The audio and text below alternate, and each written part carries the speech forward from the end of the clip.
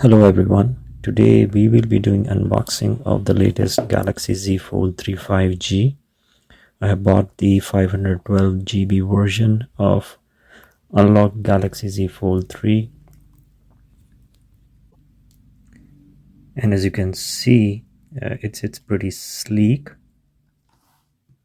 Just by looking at it, you won't be able to see the difference between the Fold 3 and its predecessor, the Fold 2.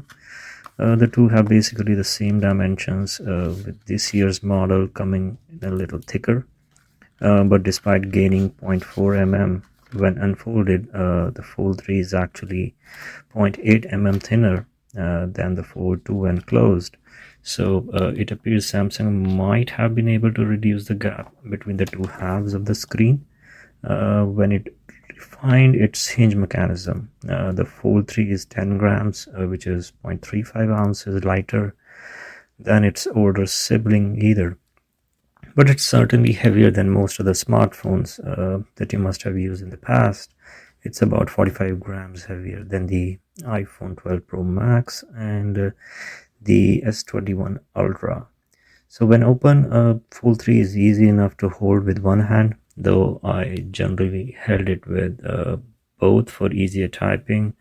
While I appreciate that the hinge is sturdy enough that you can leave the phone open at any angle, it does make unfolding the device kind of hard. The magnets are pretty strong and they keep the device shut, so you will have to put some effort if you're trying to open it with one hand, and you want to make sure you are not pushing it more than what it's supposed to go. That could put a lot of pressure on the hinge. The outside the Fold 3 has 6.2 inches 2268 by 832 display, which now refreshes at 120 Hz. It also uses dynamic AMO LED panel, which supports HDR10 plus, so that's an upgrade. The faster screen makes scrolling it's pretty smooth. The pictures on YouTube, Instagram look vibrant. Aside from these upgrades, the Fold 3's external display is basically the same as its predecessor, so which means it has a similarly narrow aspect ratio. As you can see, the camera is pretty smooth as well. You can so and there are two, technical three selfie cameras.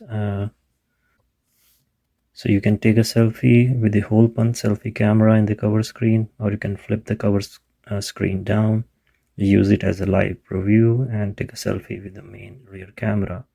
Or you can use Samsung's first ever under display camera, which is mostly hidden behind the main screen. So overall, what I felt is, despite the improvements to the phone's hardware, the cameras are one area that largely remains the same. So in terms of the quality and performance, they are a step behind the cameras you can find on your iPhone 12 Pro Max or the Samsung's Galaxy S21 Ultra. These are good cameras for most people. The photos and videos they capture with them will be fine. But the best thing that I liked about the Galaxy Z Fold 3 is the multitasking. So for the first time, Samsung has been able to implement the multitasking feature in the right way. It has a Qualcomm Snapdragon 888 chip and 12 GB of RAM. It runs Android 11 and Samsung's One UI 3. So the split screen apps are more customizable, taking advantage of the larger tablet screen. You can put them side by side, start vertically, or even have three. So you can have three or more screens running in parallel. So that